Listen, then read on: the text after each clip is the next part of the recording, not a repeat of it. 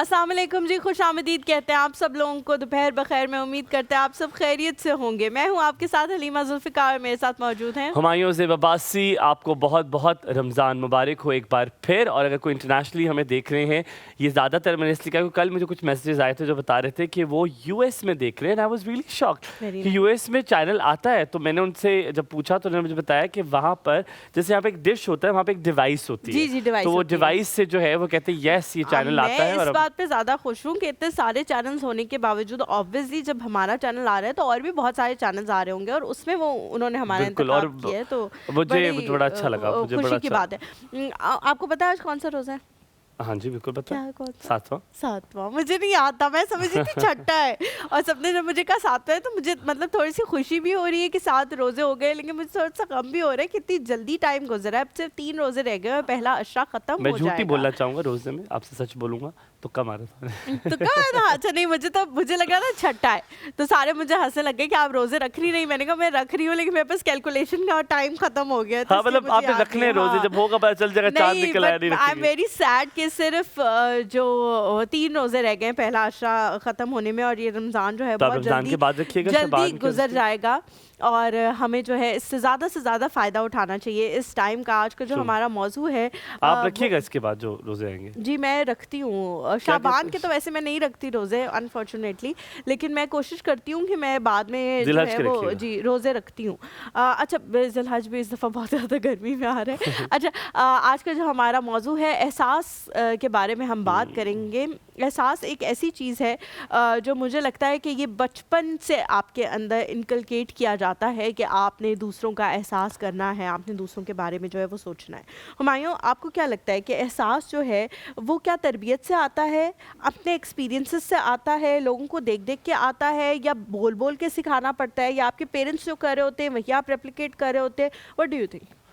Halima both, जब आप बात भी कर रही थी तो मुझे लग रहा था कि दोनों तरह से होता है, क्योंकि मुझे लगता है एहसास एक तो तरबियत से भी आ सकता है। अगर किसी बच्चे में कुछ जेनेटिकली बच्चे बहुत सेंसिटिव होते हैं, बहुत इमोशनल होते हैं। कुछ लोग होते हैं जैसे अब हम एक ही वालिदैन से 3-4 बच्चे होते हैं, लेकिन कुछ बहुत सेंसिटिव होते हैं और कुछ सेंसिटिव नहीं होते।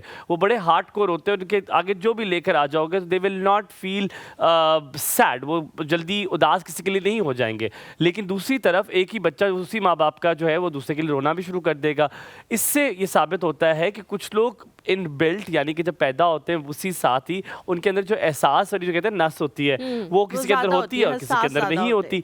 लेकिन हैविंग सेड दैट, ये बात करते हुए मुझे लगता है कि हलीमा तरबियत से आप जो चीज़ इसमें नहीं होती ना वो ला भी सकते हैं। जब आप किसी बच्चे को जब उसकी तरबियत तो यही होती है ना कि जब बच्चा कुछ कर रहा होता है और उसे मना कर रहे होते हैं तो उस मना करने के वक्त आपने खाली ना नहीं करनी, आपने उसे सिखाना भी है कि ना की वजह क्या है, ये आप ना क्यों कर रहे हैं। जो रीजनिंग हम अब पढ़ना शुरू हुए हैं, अब इस दौर में पढ़ना शुरू हुए, ये हमारे माँ बाप ने बहुत दफ़ा हमारे साथ की हुई कि उस वक्त हुआ करता था। लेकिन इस बात को ये करते हुए मुझे बड़ी शर्मिंदगी भी हो रही है कि हमारे पास अब वो वक्त रहा नहीं है। हम वो तरबियत, वो सिंपथी और एम्पैथी हम लाना चाहते वो नहीं है। इस एहसास के मामले में हलीमा बहुत ज़रूरी है समझना सिंपथी और एम्पैथी को।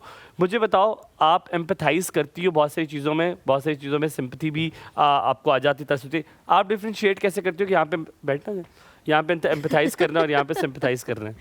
अच्छा मुझे लगता है कि इसके अंदर एक बहुत ही छोटी सी लाइन है जो आप दोनों के अंदर डिफरेंस जो क्रिएट करती है सिंपैथी में और एम्पैथी में, वो एक बहुत ही बारीक सी लाइन है। एक छोटा सा मैं आप लोगों को वाक़या बताती हूँ, उसके बाद जब हम वापस आएंगे तो मज़ीद इसके हवाले से बात करेंगे। अभी रिसेंटली हम लोग इफ्तार पे गए हुए थे और वहाँ पे एक मौसूफ थे जो वेटर्स पे बहुत ज़्यादा चिल्ला रहे थे बिकॉज गरम नान मौजूद नहीं था। तो खैर हम आए और बैठे अपनी टेबल पे, तो मंसूर ने मुझे कहा कि वाकई यार मतलब इतना आप जब पर हेड देते हो तो आपको होता है कि हर चीज़ आपकी टेबल पे मौजूद होनी चाहिए, मतलब हर चीज़ प्रिपेयर्ड हो। तो मैंने उस पर आगे से कहा कि आपकी बात बिल्कुल सही है, हमने बहुत पर हेड दिया है और हम आए हैं बैठ के इफ्तार करने, लेकिन आप 1 मिनट के लिए ये भी सोच लें कि जो बना रहे हैं या जो उस साइड पे खड़े उनका भी रोज़ा था, वो भी रोज़े में आपके लिए काम कर रहे थे। बहुत सारी चीज़ें हैं जो मौजूद हैं, अगर नान 1-2 मिनट लेट हो गए और आपको 1-2 मिनट इंतज़ार करना पड़ गया, सो व्हाट, इसमें इतनी क्या बड़ी बात है कि आप सबके सामने उन पे चीख रहे हैं और उनकी जो इज़्ज़त नफ्स है उसको मजरूह कर रहे हैं। और फिर मैं एंड में जब सब ख़त्म हो गया तो मैं उनके पास गई और मैंने उन सब लोगों को, वेटर्स को बुलाया और मैंने उनको कहा कि बहुत शुक्रिया, आप लोगों ने हमें बहुत अच्छी इफ्तारी कराई है और मुझे पता है आप लोगों का भी रोज़ा था और आप लोगों को भी बड़ी मुश्किल हुई होगी, लेकिन आप लोगों का शुक्रिया कि आप लोगों ने हमारे लिए सब कुछ बनाया। और जो उस वक्त उनके चेहरों पे खुशी थी मैं आप लोगों को बयान नहीं कर सकती।